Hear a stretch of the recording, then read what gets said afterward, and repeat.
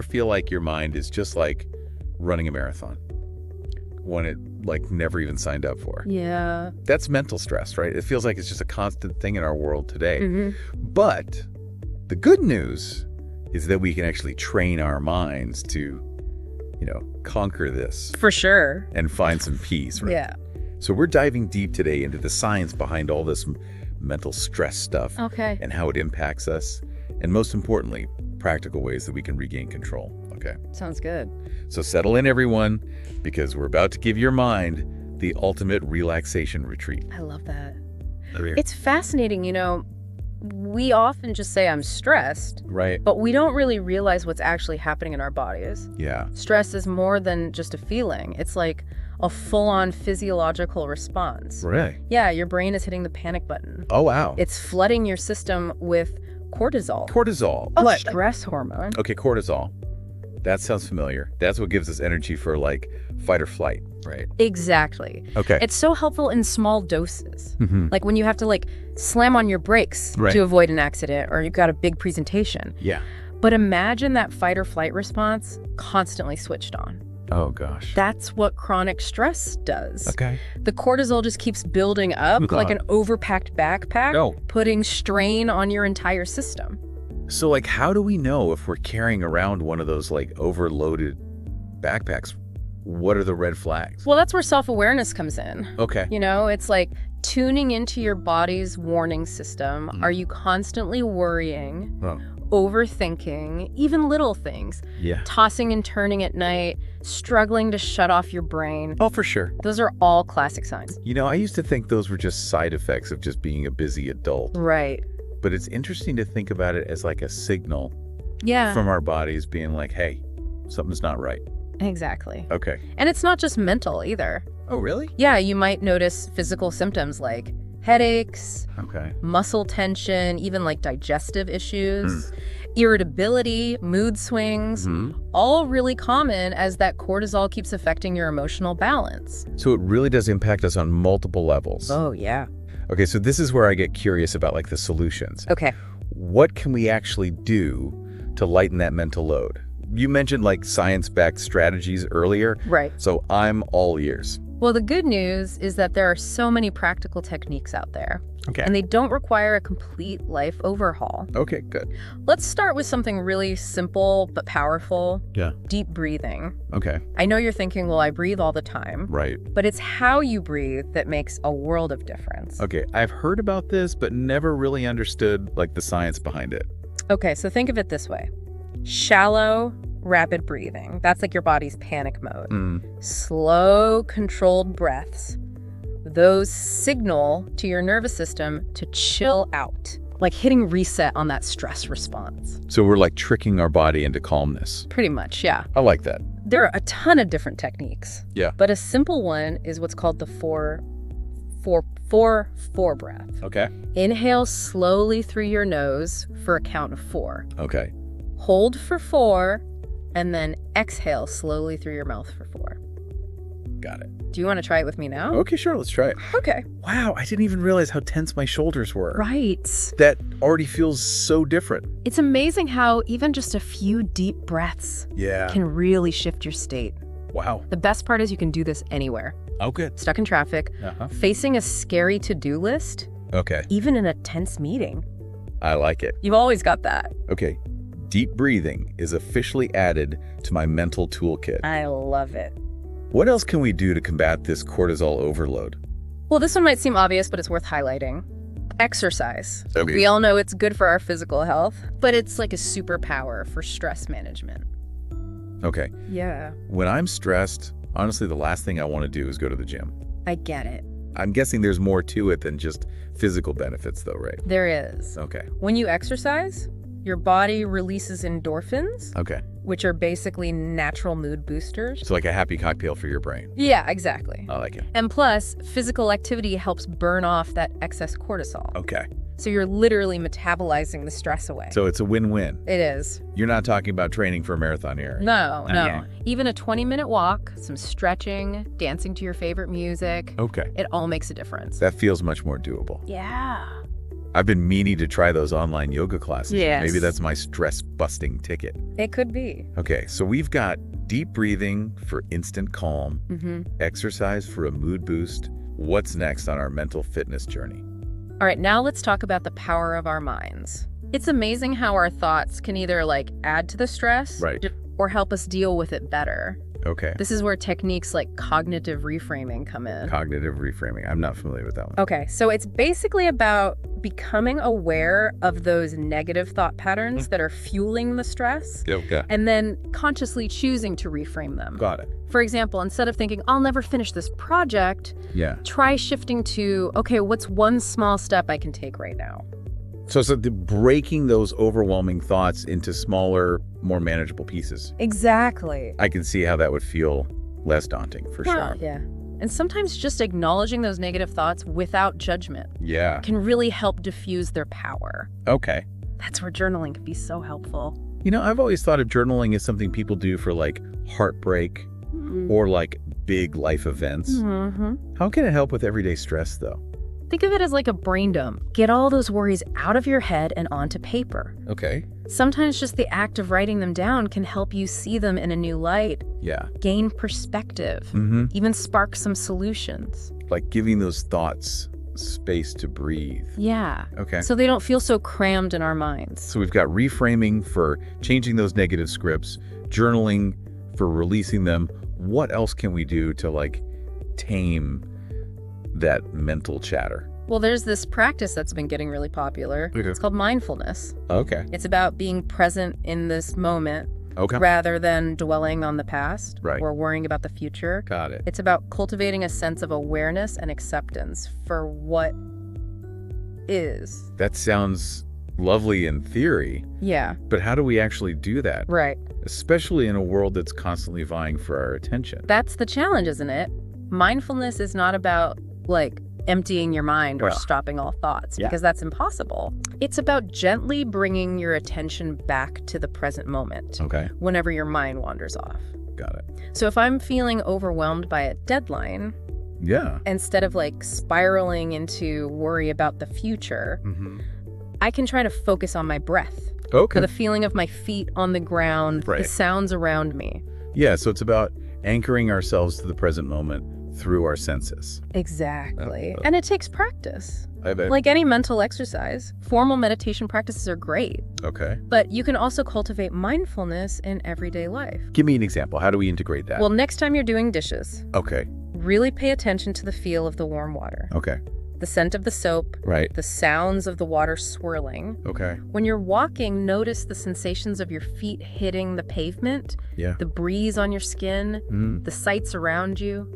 It's like turning those mundane tasks into mini meditation sessions. Exactly.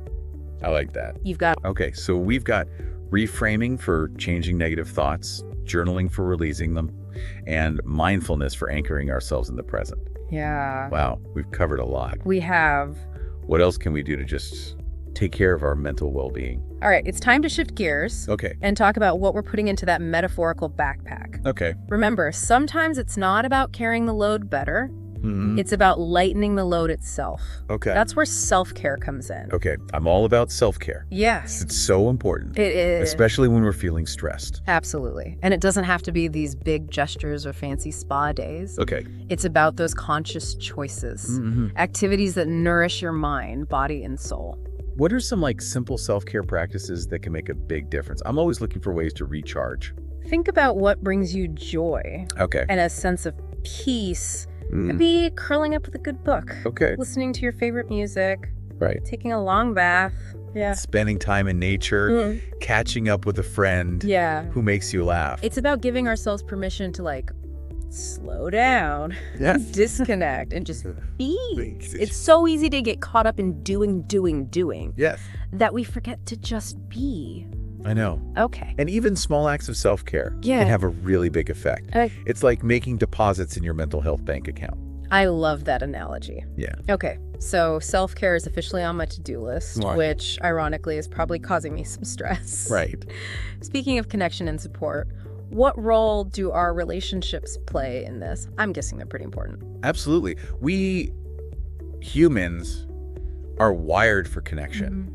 It's in our DNA. Okay. And strong social connections are so crucial for our well-being. Yeah. Especially during times of stress. There's something comforting about talking to a friend or a loved one when you're overwhelmed, you know? Sure. It's like they can help carry some of that weight. Exactly. And sometimes just voicing your worries out loud, knowing someone's listening, can make all the difference. It does. It can help you process emotions and gain perspective. And I imagine this is where seeking professional help comes in, right? Absolutely. Okay. Talking to a therapist, if you're feeling really overwhelmed. Yeah. Reaching out to a mental health professional can be so helpful. Okay. They can give you personalized strategies, tools, just a safe space to process what you're going through. It's important to remember that asking for help is a sign of strength. Yes. Not weakness. It is. Okay, so we've got self-care for nurturing ourselves, connection for leaning on others for support. Yeah. What else should we have on our radar for busting stress? Let's talk about sleep. Oh, okay, preach. Yes. I know how crucial sleep is. It is. But it's often the first thing to go when I'm stressed. Oh, yeah. It's ironic. It is. We need good sleep to manage stress, but stress robs us of sleep. It's a vicious cycle. So how do we break that cycle? What are some tips for getting better sleep when stress is trying to keep us up? Well, consistency is key. Okay. Try to stick to a regular sleep schedule as much as possible. I know those weekend sleep-ins are so tempting. They are. But you're right, consistency. Yes, and creating a relaxing bedtime routine can help a lot too. Okay. This could involve taking a warm bath, Right. reading a book, listening to calming music, or doing some gentle stretching. Yeah. Dim the lights, create a serene atmosphere, and signal to your body it's time to wind down. And I'm guessing screens should be off limits before bed, right? Absolutely. The blue light from our devices can mess with our sleep cycles, suppressing melatonin production. Okay, got it. Aim for at least an hour of screen-free time before bed. Okay, screens off, warm bath, maybe a cup of chamomile tea. Sounds like a good recipe for sleep. It does. So we've got deep breathing, exercise, reframing our thoughts, journaling, mindfulness, self-care, connection, and sleep. Wow, that's quite a toolkit. We've covered a lot, haven't we? Any other stress-busting tips you want to share? Yeah, let's talk about a really simple but powerful strategy for dealing with those moments when you just feel overwhelmed by a never-ending to-do list or just a challenging situation in general. Yeah. Remember that overstuffed backpack analogy? Yes. Well, sometimes the key isn't about carrying the heavy backpack better. Right. It's about taking some things out of it. Oh, okay. One of the best ways to do that is by breaking down those tasks into smaller steps. That makes so much sense. Instead of focusing on the entire mountain we need to climb, we're just looking at the next foothold. Exactly. Small steps lead to big achievements, right? They do, and each small step you take builds momentum. Okay. Boosts your confidence, helps you feel more in control, which in turn reduces stress. Oh. It's about progress, not perfection. I like that. Okay, breaking it down into bite-sized pieces. Check. What else can we do to kind of shift our perspective and find some calm? Let's talk about gratitude. Okay. Might seem simple, but it can be a game changer. I'm a big believer in gratitude. Good. It's amazing how focusing on the good can really shift things, even when things feel tough. It really can. How does gratitude actually help with stress, though? When we intentionally focus on what we're grateful for, it can actually shift our brain chemistry. Oh, wow. Increase those levels of those feel-good neurotransmitters like dopamine and serotonin. Because it's not just about, like, feeling good. No. It's changing how our brains function. Exactly. That's fascinating. It is. What are some ways to incorporate this into our lives? A gratitude journal is a great place to start. Okay. Simply take a few minutes every day to write down 3 things that you're grateful for. Okay. It can be anything big or small. A sunset. Yeah. A delicious meal. A kind gesture from a stranger, the roof over your head, the people you love. I love that. Such a simple practice, but it can make a huge difference. It can. What else?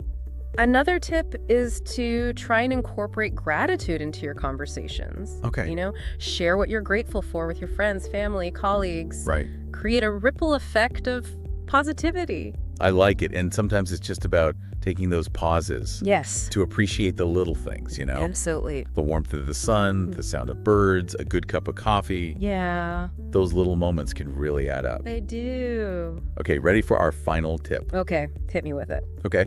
This one's about setting boundaries with information overload. Okay. We live in a world where we're constantly bombarded with news, social media, notifications. That's a lot. It's incredibly overwhelming. It is. It can really add to our stress. Oh, I feel this so much. Yeah. It's like our minds are being pulled in a million directions. I know. Exhausting. And a lot of the information that we're consuming is negative. Right. Or it's designed to make us feel like we're not enough. So it's so crucial to be mindful of what we're letting into our mental space. Yeah. We need to curate our information diet. That's a great way to put it. Yeah. So how do we start curating a healthier information diet? We'll start by setting limits on your screen time, especially in the evenings. Okay, that's a good one. It's so easy to get sucked into that scroll. It is. Another tip is to be mindful of who you're following on social media. Yeah. If someone's posts are always making you feel bad, unfollow them or mute them. Okay. Surround yourself with content that uplifts and inspires you. So it's about choosing to focus on the good. Yes. Both in the world Yes. and in our own lives. Yes. Creating an environment that supports our well-being. Exactly. You have the power to choose what you consume and how you respond. This has been so insightful. That's good. We've covered so much. Breathing, exercise, managing thoughts, self-care, connection, sleep, breaking down tasks, gratitude, and setting boundaries. You got it. It's amazing how many tools we have. It is. I'm definitely feeling more equipped to handle whatever life throws my way now. I love that. Before we wrap up this part of our deep dive, are there any final thoughts you want to leave us with? You know, it's important to remember you're not alone in this. Yeah. Mental stress is so common, and there's no shame in asking for help if you need it. That's so important to hear. Like, we've been given this toolkit, but sometimes we need a little guidance on how to actually use it. Right. And that's where therapists and mental health professionals can come in. Absolutely. Yeah. They can provide those personalized strategies, the tools, and just a supportive environment to help you get through whatever you're facing. It's like having a coach for your mental health. I love that. Yeah. And you don't have to wait for things to get really bad to ask for help. Yeah. Therapy can be a really proactive step towards just building resilience and living a better life. You know, it's interesting because we often talk about stress as like the enemy. Right. But you mentioned earlier that stress isn't always a bad thing. You elaborate on that. Yeah, it's this common misconception that all stress is bad. Okay. Stress is actually a natural part of life. Okay. And can be beneficial. Wait, so you're saying stress can actually be a good thing? It can. Okay. Think about it. Stress is what motivates us to meet those deadlines, prepare for those big presentations, or step out of our comfort zone. It gives us that energy and focus we need to perform. Exactly. It's like that feeling of excitement before a big event or a challenge. It's still stress. Right. But it's a good stress. Okay. It drives us forward. So it's about finding that balance. It is. Between challenge and feeling totally overwhelmed. Exactly. Oh, yeah. It's when stress becomes chronic that it really starts to impact us negatively. So it's about harnessing the power of stress without letting it control us. Yes. And that's where all those strategies we talked about come in. Right. Building up that resilience. You know, so you can deal with life's ups and downs without being swept away. Like we're building a mental immune system. I like that. Yeah. Yeah. So how do we know when stress has crossed the line from being good to being bad? What are some signs we need to maybe step back? It's different for everyone. Okay. But some common things to look out for are feeling constantly overwhelmed. Okay. Difficulty concentrating. Yeah. Changes in your appetite or sleep. Okay. Withdrawing from things you normally enjoy. Right. Or relying on unhealthy habits like drinking too much or stress eating. Those are some really good indicators. Yeah. We need to be aware of. They are. It's really all about self-awareness on this journey. So true. Okay, so we've covered practical strategies for managing stress and how to reframe our relationship with it. Yes. I'm wondering, are there any common pitfalls mistakes people make when trying to manage their stress. No, yeah. A big one is trying to do too much at once. Okay. People get overwhelmed by all the different techniques. There's so many. And they try to implement them all at the same time, Right. which can just backfire. Right. It's like trying to become a marathon runner overnight. Exactly. It's not sustainable. So it's better to start with one or two and gradually build up. It is. It's about finding what works for you Right. and building a sustainable routine Okay. that fits into your lifestyle. What are some other common mistakes you see? Another big one is neglecting self-care. Okay. People often put their work or family obligations ahead of themselves, Yeah. and they think they'll take care of themselves later, Okay. but that rarely happens. You can't pour from an empty cup. Exactly. Yeah. We need to fill ourselves up so we can give to others. And self-care isn't selfish. It's not. It's essential. So how can we make it a non-negotiable? How do we make it actually happen? Well, try scheduling it into your day. Okay. Like you would an important appointment. Right. Even just 15 minutes. Yeah. Block that time off and commit to something that makes you feel good. Reading, a walk, meditating, or just sitting quietly with a cup of tea. I love that. Yeah. It's about making that conscious effort It is. to prioritize our well-being. Exactly. Okay, so we've talked about common pitfalls Yeah. and how to avoid them. Uh-huh. Before we wrap up this part of our deep dive, Okay. is there anything else you want to add? Any final words of wisdom for our listeners?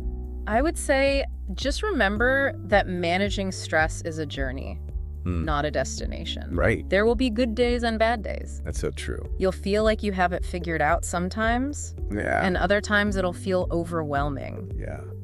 Be kind to yourself. Celebrate your wins. Learn from those setbacks. Okay. And know that you are capable of creating a life that is full of peace and joy and resilience. That's such an inspiring message. It's true. I think we all need to hear that more often. Yeah, Don't underestimate your strength. exactly. Okay, so we've covered so much ground in this deep dive, from understanding the science to practical strategies. Before we go on to the final part of our exploration, Okay. is there anything else you'd like to touch on? It's like managing stress is kind of like learning a new skill. Oh, yeah. It takes practice, patience, and a willingness to experiment to figure out like what works for you. I love that analogy. Yeah. There's no like one size fits all approach, right?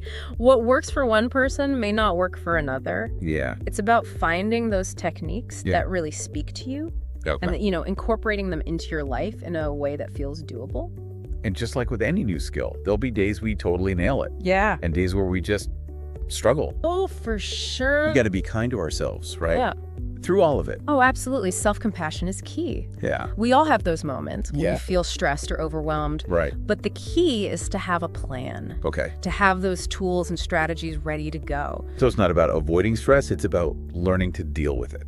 Exactly. Okay. And remember, you are not alone. Right. There are so many resources available, like books, Yeah. articles, other podcasts, Right. therapists, support groups. Right. Don't be afraid to reach out for help. Yeah, that's so important. It is. So as we wrap up this deep dive into mental stress, Okay. what's the one thing you want to leave everyone with? What's the message you hope they remember? You have more power than you realize. Oh. You're not just stuck with stress, You have the ability to choose how you respond, Right. to build up that resilience and create a life that is peaceful and meaningful. That's such a powerful message. It's like we're not victims of our circumstances, we can shape them. Exactly. And Comprehend. even little steps can make a big difference. Yeah. Start with one technique. Okay. Practice it. Right. See how it impacts your life. It's about progress, not perfection. It is. Okay. And if you're struggling, ask for help. Mhm. There are people who care and want to see you do well. This has been so insightful. Thank you so much for sharing all this with us. It's been my pleasure. And to all our amazing listeners, Yes. we hope you feel inspired and equipped to handle stress. Remember, you're not alone in this. We're all in this together. We are. And that path to a calmer mind just starts with a single step. Yeah. What small step will you take today? Until next time, be kind to yourselves, stay curious, and keep exploring that fascinating world within.